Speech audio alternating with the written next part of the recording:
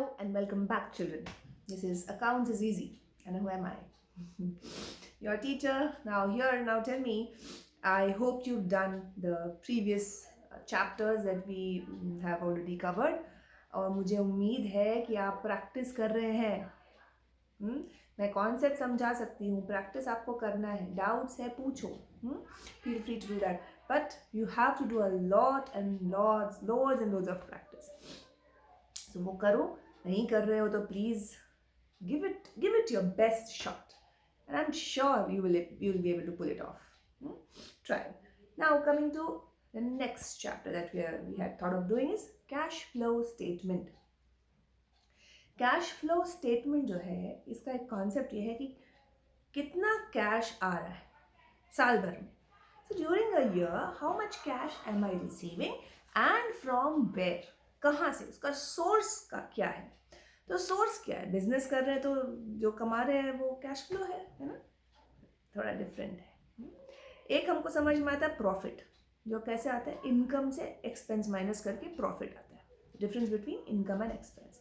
But cash is not equal to profit. ज़रूरी नहीं है कि कंपनी जितना प्रॉफिट अर्न की उतना कैश भी हो हैंड में. क्यों? क्योंकि कुछ क्रेडिट ट्रांजैक्शंस भी होते हैं. तो इन चीज़ों को हम इस कैश फ्लो स्टेटमेंट से हम रीड कर सकते हैं. It's very important for cash budgeting. The budgeting of cash, कितना पैसा आएगा नहीं आएगा, वो नेक्स्ट ईयर का कैश बजट के लिए हम मेरे लिए बहुत ज़रूरी है, ताकि मेरे पास हमेशा सफिशिएंट कैश रहे to pay off my liabilities and debts. तो अभी हमको ये समझना है कि इसमें करना क्या होता है. इसमें कम्प्लीटली अलग सा फॉर्मेट है. फॉर्मेट में हम सबसे पहले जो कैश फ्लो स्टेटमेंट है ना, इसको हम 3 पार्ट्स में डिवाइड करते हैं. पहला ऑपरेटिंग एक्टिविटीज, दूसरा इन्वेस्टिंग एक्टिविटीज, तीसरा financing activities. Okay, basically 3 broad category है. ऑपरेटिंग में क्या, ऑपरेटिंग मतलब डायरेक्टली जो मैं बिजनेस करी, मेरा मेन बिजनेस जो है, उससे कितना पैसा आ रहा है, कितना पैसा जा रहा है. इनफ्लो बोलते हैं whenever we are receiving cash, and outflow is when I am paying cash. तो कितना इनफ्लो है, कितना आउटफ्लो है, टोटल नेट कितना है, income inflow minus outflow. The net cash receive भी हो सकता है और नेट कैश यूज्ड भी हो सकता है, क्योंकि मैंने रिसीव कम किया कैश और पैसा पे ज़्यादा कर दिया. Okay, this is not the same as income and expense. Income and expense कब हम कंसिडर करते हैं double entry system accrual basis में, जब हम गेन कर लिए है इनकम, मतलब इनकर कर लिए है एक्सपेंस या इनकम, तो मुझे उसको रिकॉर्ड करना ही है. भले ही मैंने उसका पेमेंट किया हो चाहे नहीं किया हो, भले ही मुझे पैसे मिले हो चाहे नहीं मिले हो काम के, I have to record all the incomes and expenses as and when I earn them or incur them, irrespective of cash. So profit is not based on cash. That's what I'm saying.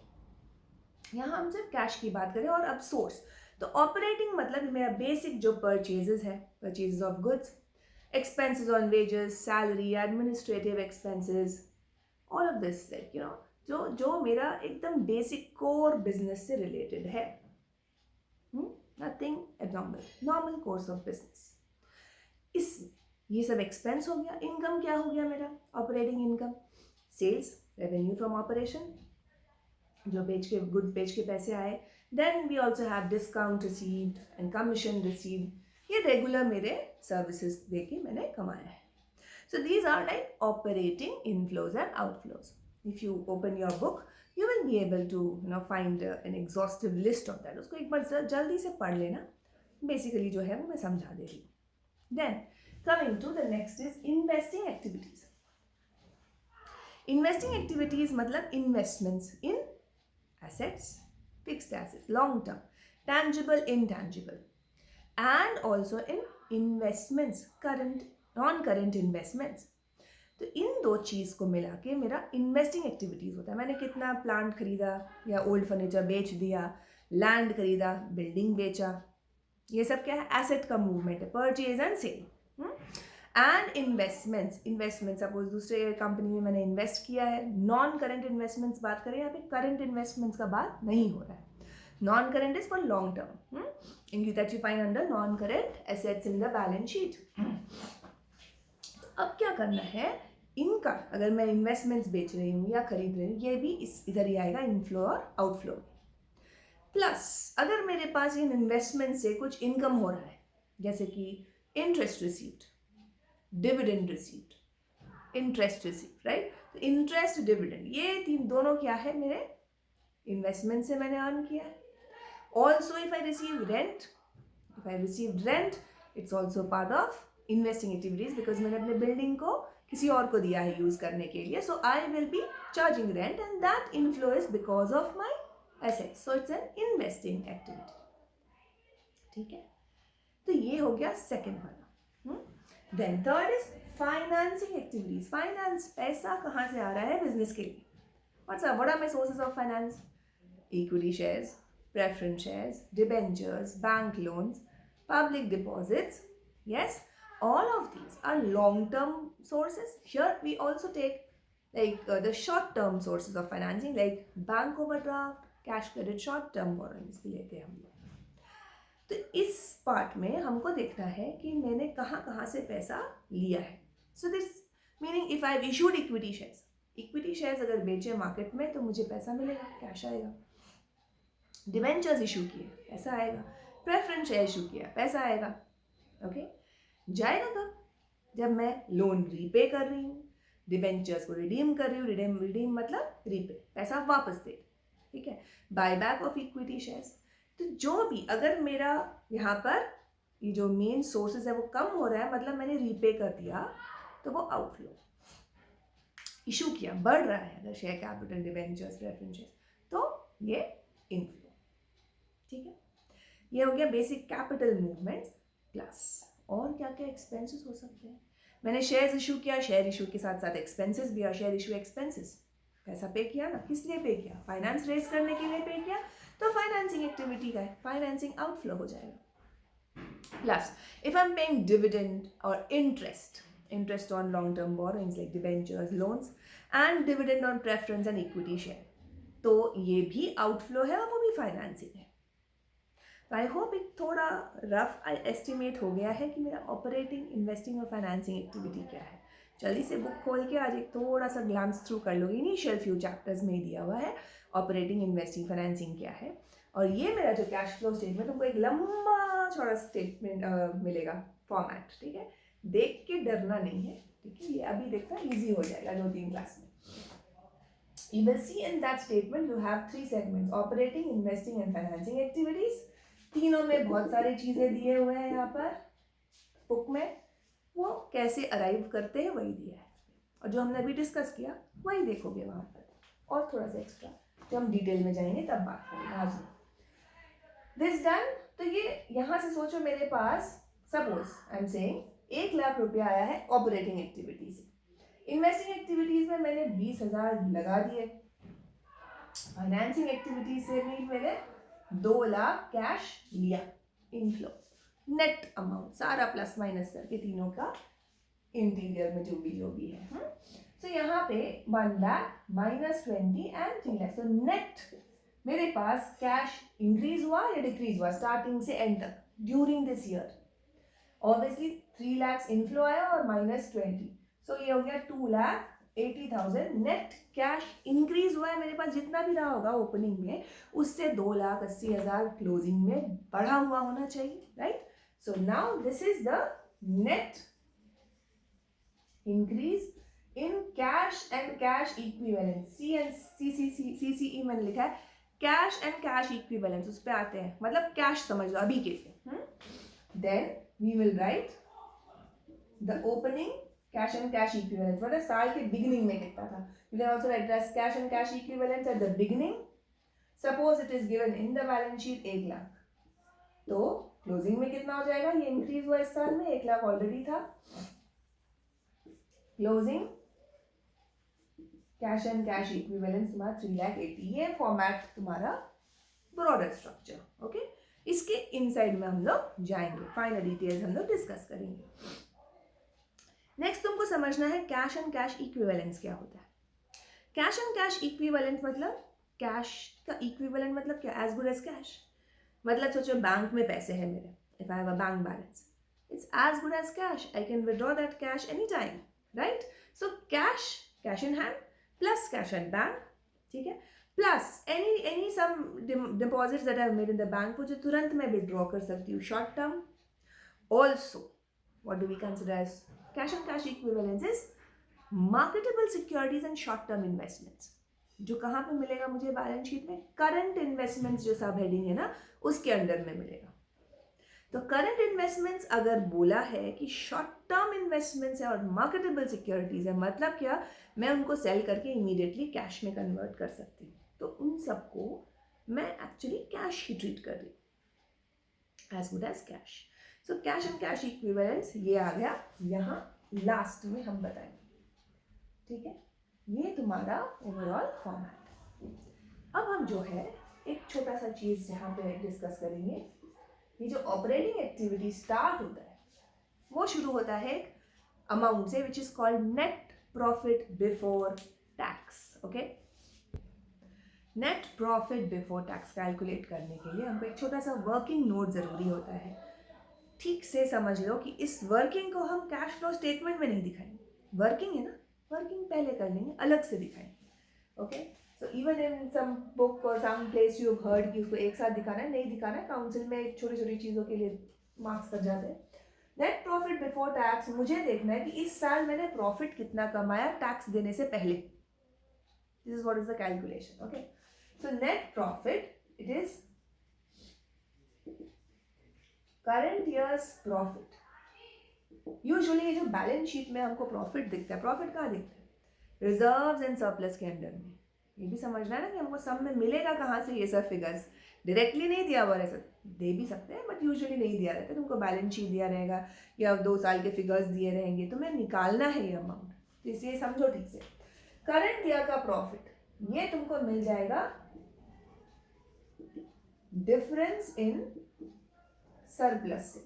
Surplus क्या होता है, balance in the statement of profit and loss account. जितना भी undistributed profit बचा हुआ है वो amount तुमको रिजर्व्स एंड सरप्लस में हम दिखाते हैं। वो आफ्टर टैक्स फिगर होता है, टैक्स वैक्स पे कर दिया, अप्रोप्रिएशंस कर दिया। अप्रोप्रिएशंस मतलब प्रॉफिट जब आ गया तो किसको कितना मिलेगा, देना, डिस्ट्रीब्यूशन। तो शेयर होल्डर्स को कितना मिलेगा, रिजर्व में मैंने कितना डाला, उसमें से डिविडेंड कितना दिया है, इक्विटी शेयर होल्डर्स को, प्रेफरेंस शेयर होल्डर्स को, और अगर मैंने tax create provision for tax बनाया है तो वो कितना चला गया प्रॉफिट में से गवर्नमेंट को। ये सब कुछ करने के बाद जो बचता है वो ये है। मुझे क्या चाहिए, net profit before tax of course and appropriations also. तो अप्रोप्रिएशंस ऐड बैक कर देंगे, जितना मैंने स्टेटमेंट ऑफ पेयर से माइनस किया था सब वापस ऐड कर देंगे, जितना डिविडेंड दिया, जितना प्रोविजन फॉर टैक्स क्रिएट किया, जो भी, तो ये हम ऐड बैक कर देंगे और हम आ जाएंगे नेट प्रॉफिट बिफोर टैक्स। तो ये करंट ईयर्स प्रॉफिट आ जाएगा, जो भी है उसको यहाँ लिखेंगे। इसमें हम ऐड करेंगे ट्रांसफर्स टू रिजर्व, कोई भी रिजर्व जो मैंने क्रिएट किया है statement of profit and loss, जो मैंने यहां से माइनस किया वही मैं ऐड बैक करूंगी। अगर यहां से क्रिएट नहीं किया था तो ऐड बैक नहीं करेंगे। ऐड किया ये interim dividend, interim dividend. Interim dividend क्या होता है, ये साल के एंड में नहीं, बीच में, ड्यूरिंग द ईयर मुझे लग रहा है मैं अच्छे प्रॉफिट्स कमाने वाला हूँ तो कंपनी पहले दे देती है, लो साल के बीच में ही प्रॉफिट्स शेयर दे दिया मैंने, इंटरिम डिविडेंड दे दिया। तो इस साल का फॉर करंट ईयर, इस साल मैंने जो दिया, पे किया, वो propose dividend for last year और प्रीवियस ईयर। पिछले साल जो डिविडेंड मैंने प्रपोज किया था मतलब शेयर होल्डर्स को बोला था कि हम इतना डिविडेंड डिक्लेयर कर रहे हैं। अब शेयर होल्डर्स की मीटिंग होगी, उसमें से कम ज़्यादा जो भी होगा, फाइनल डिविडेंड कुछ अलग भी हो सकता है। तो प्रपोज डिविडेंड क्या है, टेंटेटिव, जो हम नेक्स्ट ईयर पे करेंगे।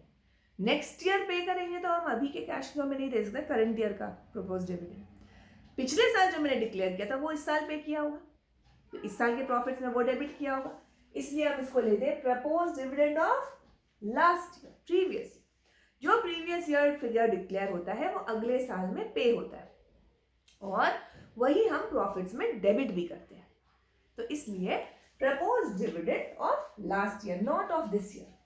इस साल का जो प्रपोज डिविडेंड है ना वो कैश फ्लो स्टेटमेंट में कहीं भी नहीं आएगा। अगर सम में दिया भी है ना उसको बस काट दो, कहीं नहीं आएगा, क्योंकि इस साल का प्रपोज डिविडेंड ना मैंने प्रॉफिट से माइनस किया है और ना मैंने उसको कैश पे किया है, वो सब नेक्स्ट ईयर में होगा। इसलिए proposed dividend of last year आएगा, करंट ईयर का नहीं आएगा। Then provision for tax for current year, इस साल का प्रॉफिट में से हम प्रोविजन क्रिएट करते हैं। जितना प्रोविजन का रेट होता है, जैसे 40% रेट है, तो जितना भी प्रॉफिट हो उसका 40% लगा और हटा दो साइड में, क्योंकि ये प्रोविजन फॉर टैक्स है, मुझे इमीडिएट फ्यूचर में पे करना, नेक्स्ट 2-3 महीने में मुझे पे करना, तो वो इस साल का होगा, this year, not previous year. ये छोटी छोटी चीज़ें है ना, जो फॉर्मेट बता रही हूँ उसको जल्दी से एकदम अच्छे से लर्न कर लेना नेक्स्ट वीडियो से पहले, ठीक है। इसके बाद हम छोटा सा सम करेंगे इस पे, फिर हम कैश फ्लो स्टेटमेंट में जाएंगे, बाकी की operating, investing. This done, all of this is added. Less एक चीज होता है जो है रिफंड ऑफ टैक्स। अगर हमारे पास कुछ रिफंड आया है तो ये हम उसको ऐड बैक कर देंगे, क्योंकि रिफंड क्या करते हैं हम, पैसा वापस आया ना टैक्स में, वो प्रॉफिट में ऐड हो जाता है, तो अब उसको माइनस करेंगे। लेकिन मुझे चाहिए टैक्स के पहले का, टैक्स का इफेक्ट पूरा हटा देना है मुझे। अब यह आ गया मेरा net profit before tax end of course before appropriation. ये जो अप्रोप्रिएशंस मैंने किया, मैंने सबको ऐड बैक कर दिया है, तो ये प्रॉफिट हुआ इतने, इस साल में मैंने इतना प्रॉफिट कमाया। ये फिगर जो है ये कैश फ्लो स्टेटमेंट का पहला फिगर हो जाएगा अंडर ऑपरेटिंग एक्टिविटीज, ठीक है। इसको जल्दी से लर्न करो और नेक्स्ट वीडियो के लिए रेडी हो जाओ। And stay tuned for more videos. Please subscribe, bell icon पे प्रेस करिए तो जब भी वीडियो आएगा पता चल जाएगा। And please share it with your friends. Do like it in case you like the content. Like button दबाने में 1 सेकंड लगता है। Okay, thank you so much, and pour in with your doubts and things like that in the comment section. I'll be waiting for it. Thank you, children. Take care. Bye bye.